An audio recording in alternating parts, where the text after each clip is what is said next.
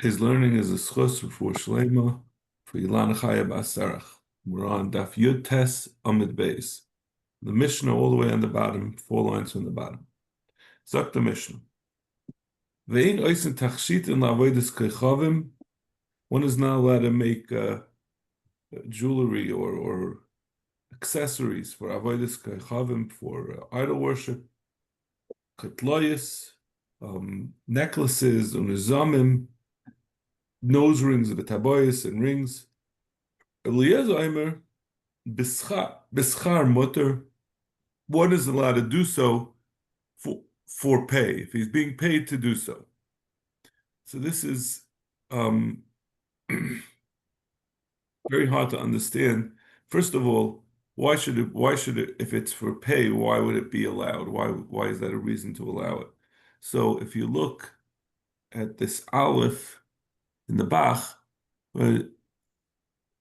scharam, he says scharam mutter, that the pay you receive for working, one's not allowed to work to prepare this for an avodah zarah. But if you do so, the money you receive, there's no takana against it, that it's asa bahana. So that's the Bach explanation, Rabbi Lazar. Taisvis Higia Kippah, which is a little bit further up on this Amid. Based on the Gasi ein Eisen Tachshit and Lavais Kacham Ploisen Zamat Havoisu, Lazo Eimer Mut Achi near the Loy Garas. He takes out this whole section of the Mishnah because of this problem. How could Rabbi Lazar possibly be saying he doesn't have the gears of the Bach? So he's saying, how could it be that Rabbi Lazar is saying it's mutter if imsachar? How is it ever possible for a yid to do something directly for an avodah zarah?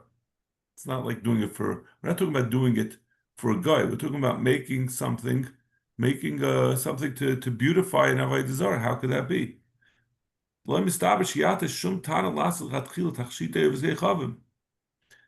he takes out this whole first part of the Mishnah. This does not gyrus this whole discussion. And as it happens, the Mishnah does not talk about this. So the Gemara, I'm sorry, doesn't refer to this part of the Mishnah. We had it yesterday. There was also held, in other words, because of the Markish, the last Markish Achron. Yeah, but that was the Kippah. There was ways of explaining. It wasn't the actual Avodas Kecham itself. It was the place where they placed the Avodas Kecham. No, but then we said, and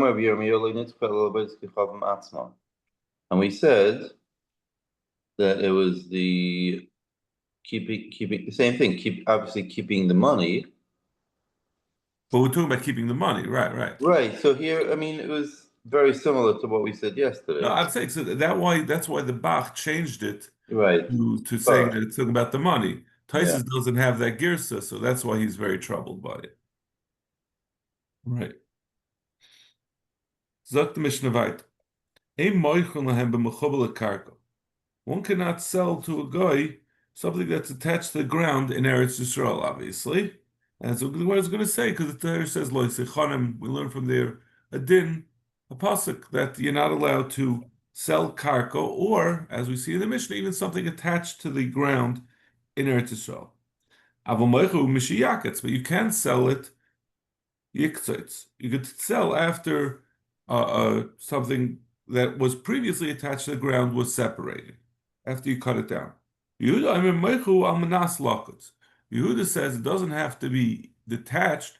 This is what we're saying. It's not really much of a chiddush. Obviously, if it's cut from the ground, that covers most things. He says you could sell something even while it's still attached if you make a condition that it's going to be detached. You could sell it to the guy while it's still attached, and the guy is responsible to take it off, like we'll see in the Gemara, because it's on your land. If you tell a guy, you could buy this tree and use it for firewood, and you tell the guy you have to cut it off, if the guy doesn't do so, it's still on your land. So you have the ability to force him. You'll say, listen, if you don't cut it down, I'm going to cut it down. Where does this come from? This isser to sell property, to sell karka in Eretz Yisrael to a guy. Rabbi Chanina says, The Torah says, "Lo yisechanim, lo yititin lehem chaniya b'karka." You can't give them a chaniya, the word machne comes from a camp. Machne means a camp, right? All the camps are called machne this, machne that. So chaniya has a mashmoyes. You can't give them a place to make camp where they can make a beachhead. So the Gemara,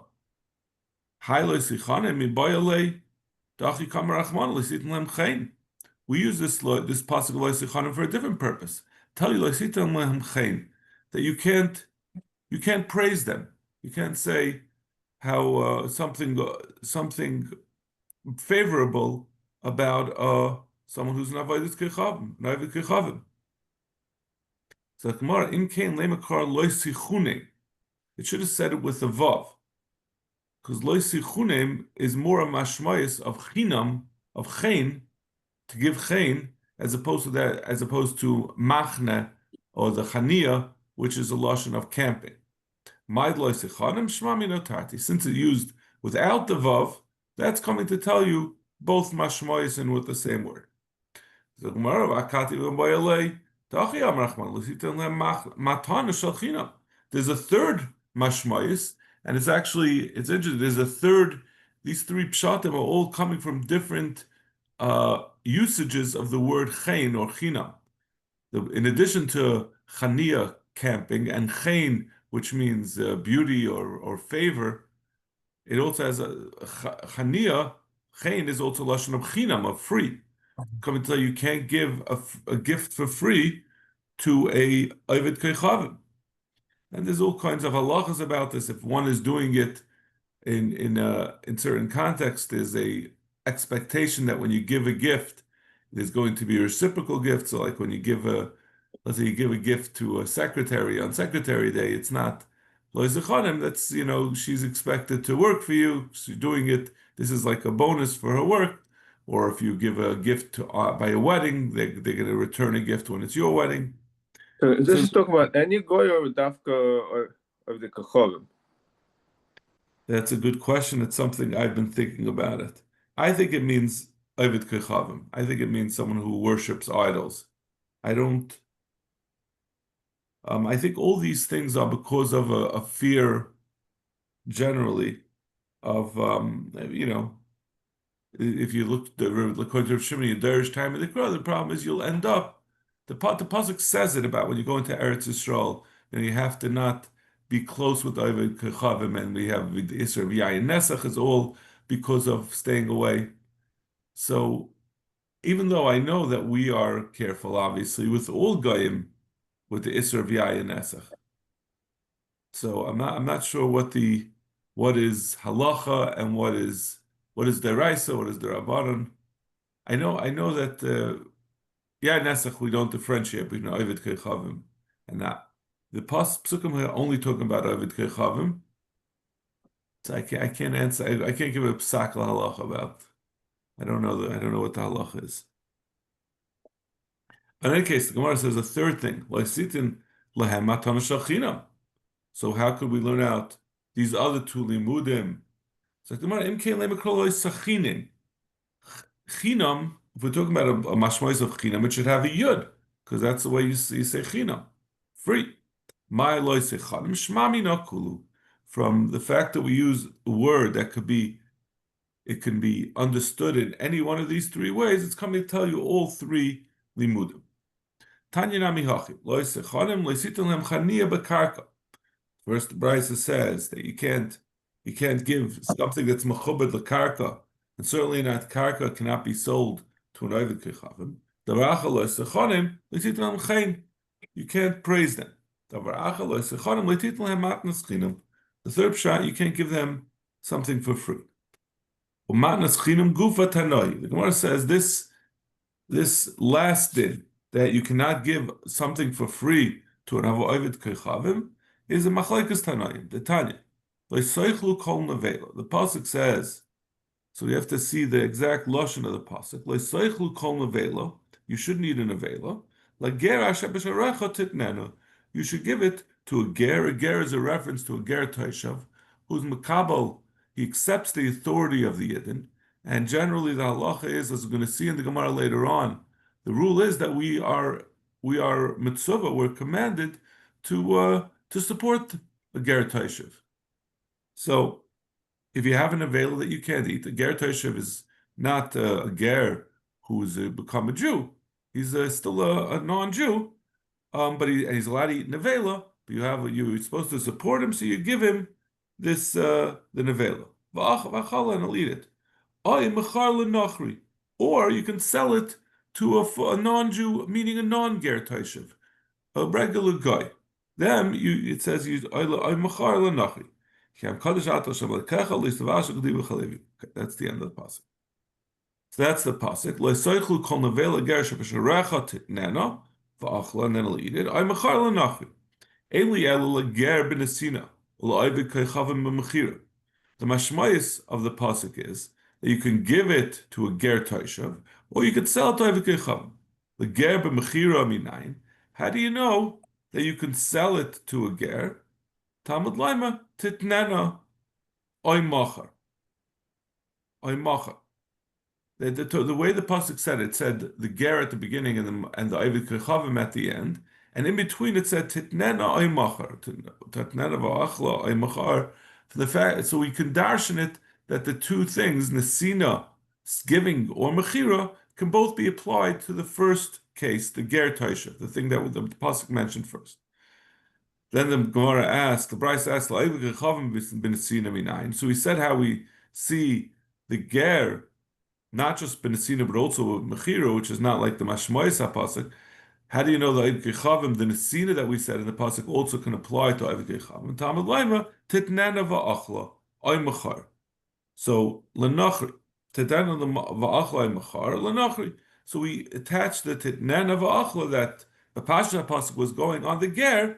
We attach it to the second part, the second case of the pasuk.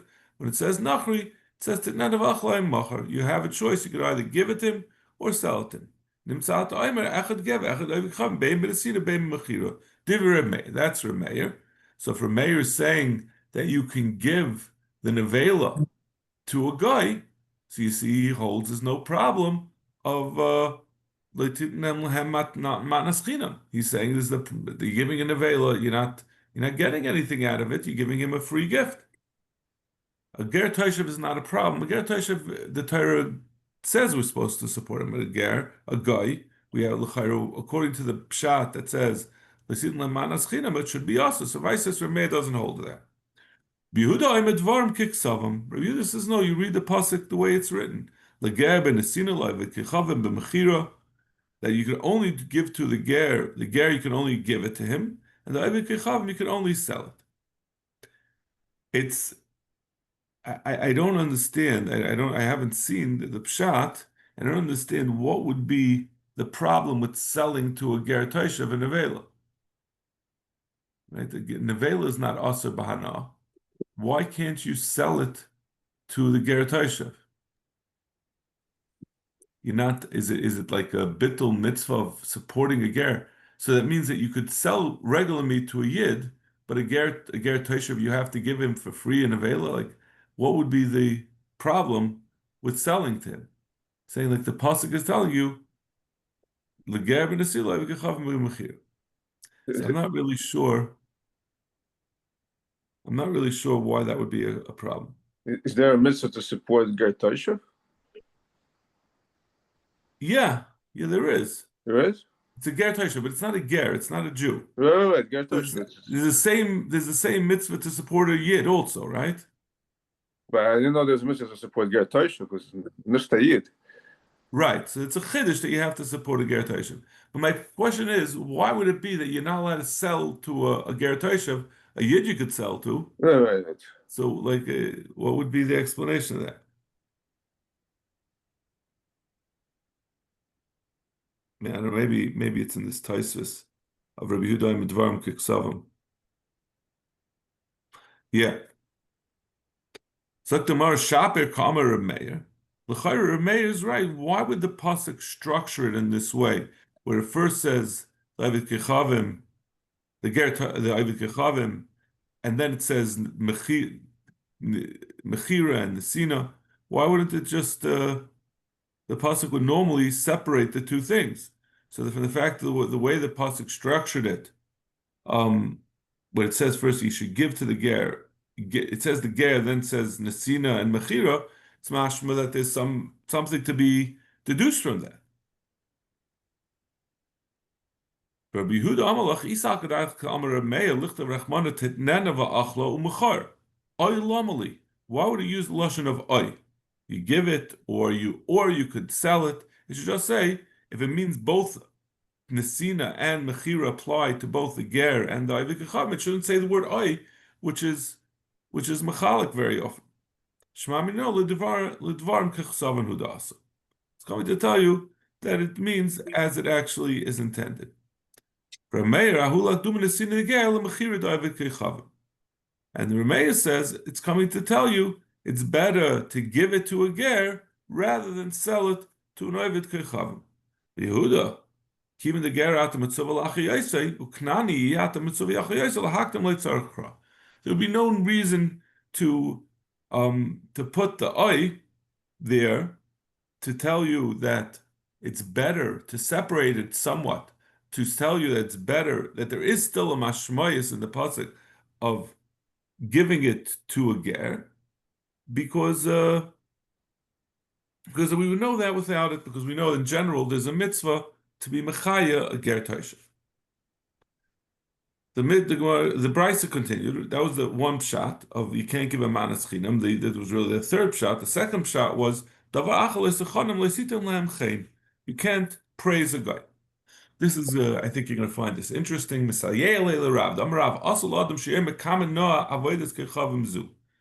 Rav says it's also to say how beautiful is this avodas kechavim, this woman ovid kechavim. It just picking that as a typical case.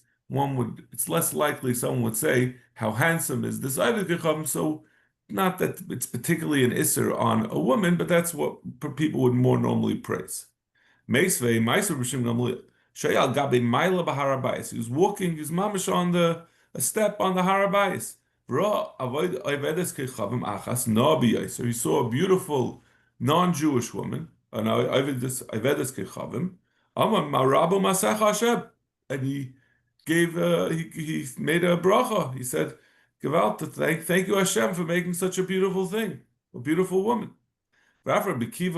This is the kasha is going to be from Rabbi Gamliel, right? So this is he said he said Kamanoi Shazu.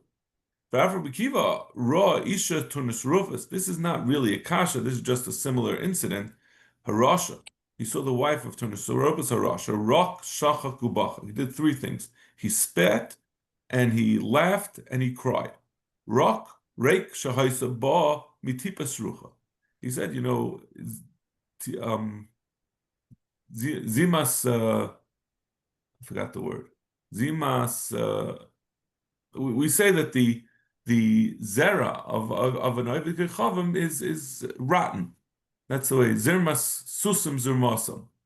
Right? So we say so she came from the seed, the rotten seed. So that's why he spat. Sachak, and he laughed. Asidim the Megayer v'Nosavla. Akiva saw in his Ruach HaKodesh that someday she was going to be Megayer and he was going to marry her. Bacha, the Hai Shufra Bali of Afra. The Hai Shufra Bali Ba'afra. That this beauty would be swallowed by the dirt. So Rabbi Kiva didn't say anything, as if it's not really relevant to our issue of whether you can because he didn't say it. Rav, but we still have a problem of Rav Shimon Gamliel. He says that Rabbi Gamliel, that which that Rav said that it's also la'olam she'omer kaman adav ezukhavim. He'll say Rabbi Shimon Gamliel, who said Ma'rabu Masach Hashem. He was not talking directly about the woman saying how beautiful she is. He was rather giving haidah to the Rebbeinu Shalom that he made such a beautiful creation. So that in that context, it's mutter. Now, obviously, there's an obvious problem with this whole situation, which would occur to all of us who've been brought up in yeshiva, But before, well, I'm sorry, before that, you make a, in general, if you see something beautiful, you make a bracha that Rebbe Shalom made such beautiful things. Is he allowed to look at a woman, forgetting about what he said? The chayr, it's also to look at a woman. The Torah says you should watch from every davar ra, and the pasuk, you have to really see the whole pasuk, which is not brought on the side. Here it is. I wrote have it here. When a camp tries to attack you, when it goes to attack to fight with the enemies, should watch out for any bad thing. And the next pasuk says, when a man becomes tamei at night, meaning he has a rias zera at night. So the pasuk, the juxtaposition of this pasuk of Shemata Michal Davar Ra, that tells you, and then saying that he's going to have a rias zera at night. It's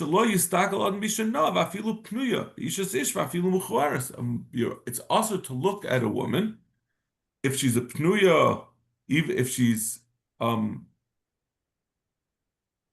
it says Yistakal Adam B'isha Na, which is a pnuya, and an Eishes Ish, someone who's married, it's also midaraisa, even if she's not attractive.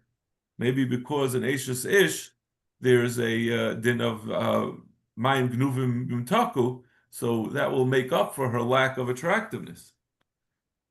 But v'loy big day tseva shalisha, you're not even allowed to look at the colored clothing of a woman. V'loy b'chamar v'loy b'chamayra, not in a male and female donkey. V'loy b'chazir v'chazira, a male and female davar acher. V'loy b'oifus, and not even birds. V'zmash niskaken zelazeh, when they're mating. These are all what we would call tznius things. But you're not allowed to look at a woman, a pnuya, a woman who's not married, if she's attractive, even an unattractive married woman. So that answers the question: how is one allowed to look at when the Torah says a person's not allowed to marry someone unless he's seen her? So saying a pnuya, if she's not, that's not really the answer to the question. The answer to the question is this histakel, as we're going to see, means to look specifically for prurient purposes, so to speak. But also, you can't even look at the begadim of an isha and not at an animal when they're mating. Even if he's full of eyes, like the malchamavis, which is a strange expression, but it means is even if these women are all around him and it's impossible for him not to see them, he can't look at them. He can't be mistakel.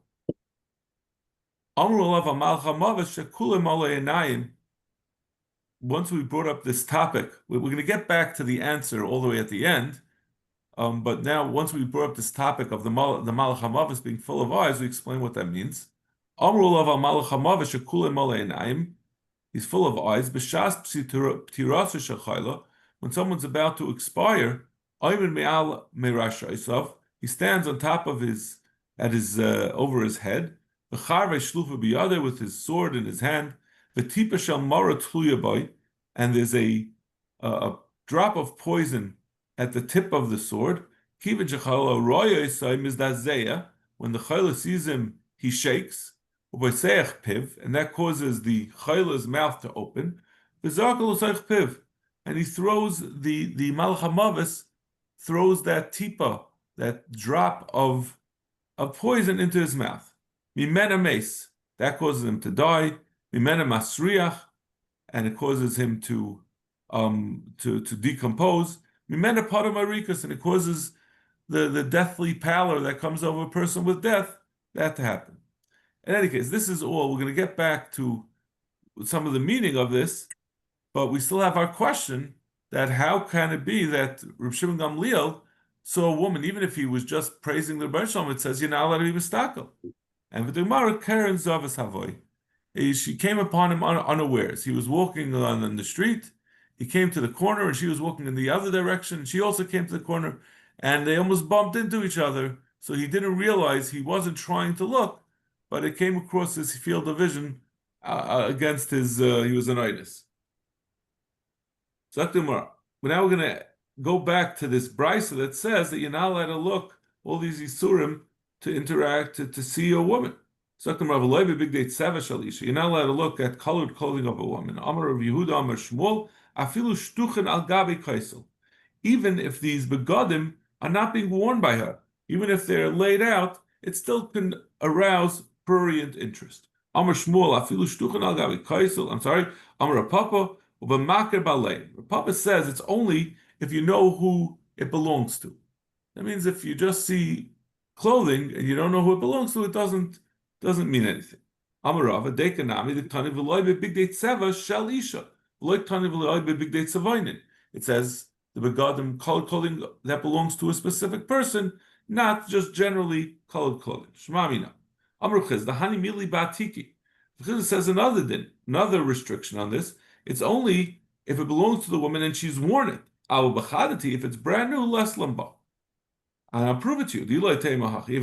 If it's new, there's no problem. If you don't say this, anan mino lashpure,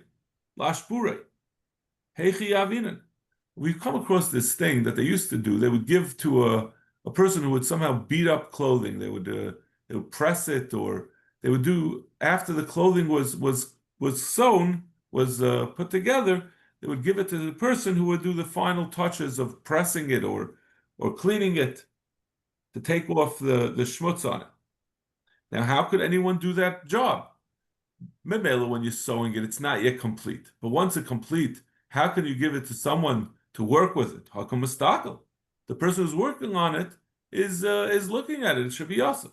So that's not a problem.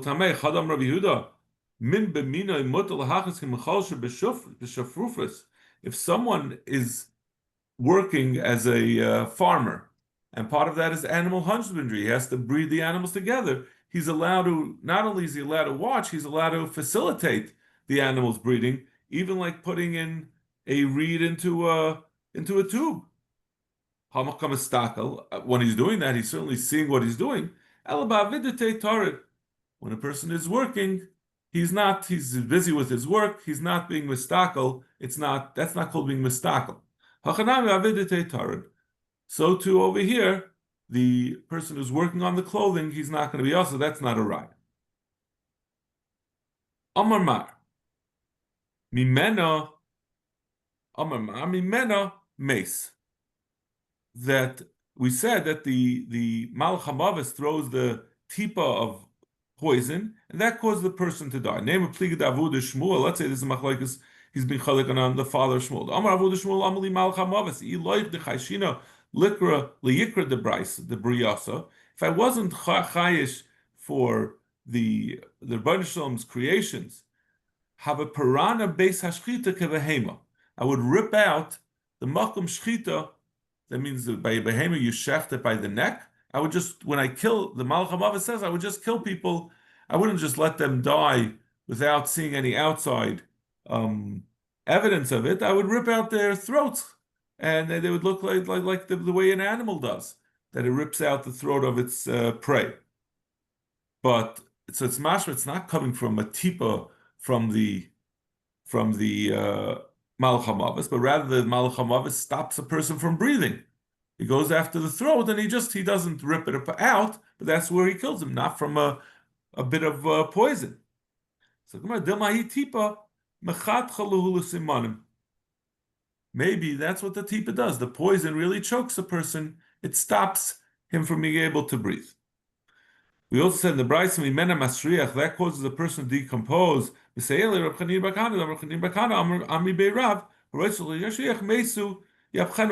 you want someone not to decompose, you place them on their face. That way, the tipa that went into them stays near their mouth. It doesn't go inside of them and cause them to decompose. Should be careful of, we said, from every bad thing. So you shouldn't look at a woman by day, and therefore cause him to become tamei at night.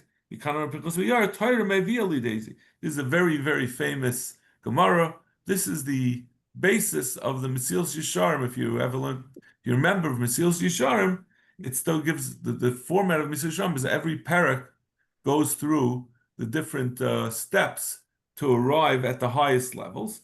So this is from Rav Pinchas ben Yair. Torah maybe l'dei Zehiris. When someone learns Torah, it brings him to Zehiris.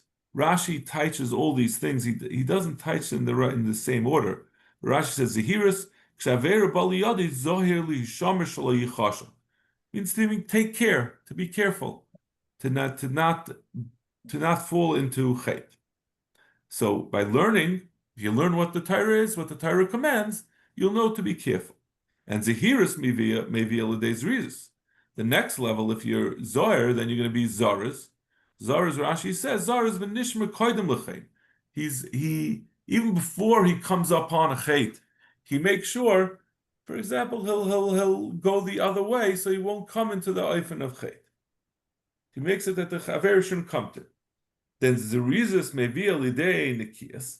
Nikias is a higher level, which Rashi says, Nikias naki be'ein chait, that he will be someone who avoids chait altogether.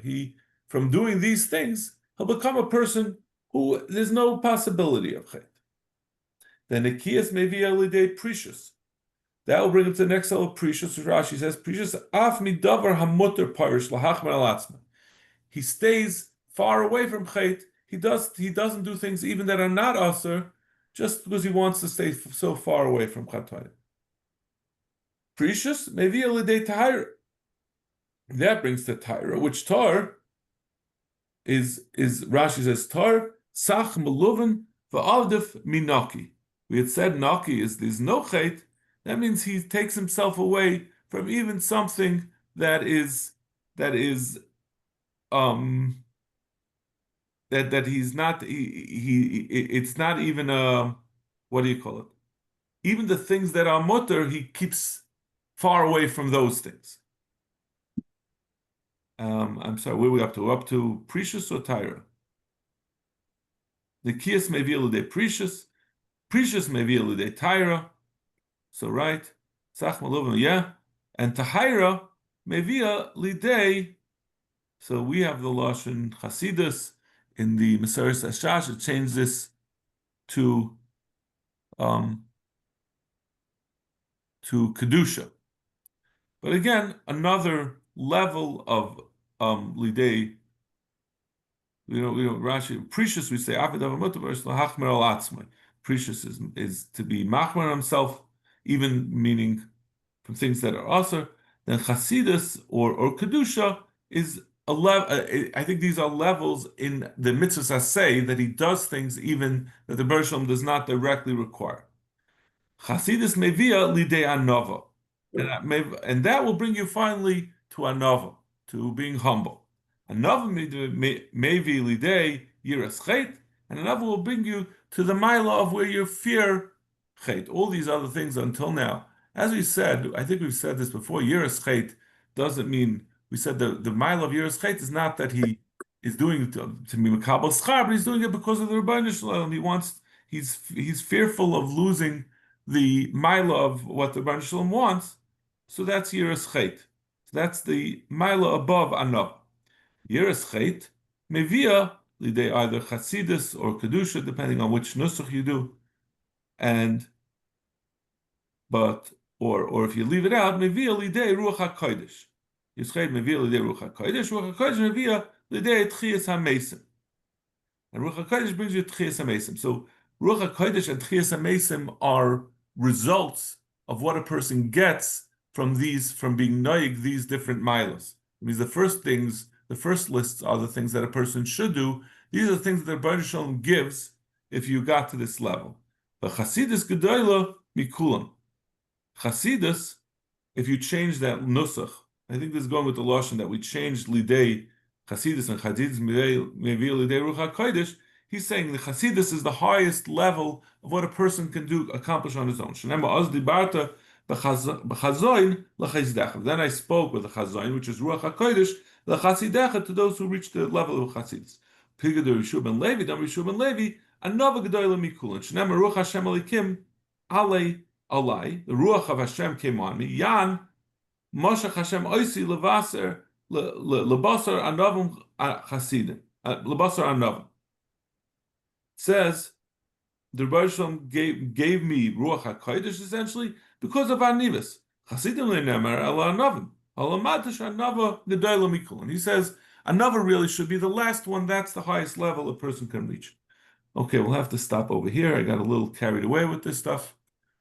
I was trying to just I don't think that he copies I don't think Rashi has the same shot as the Mesil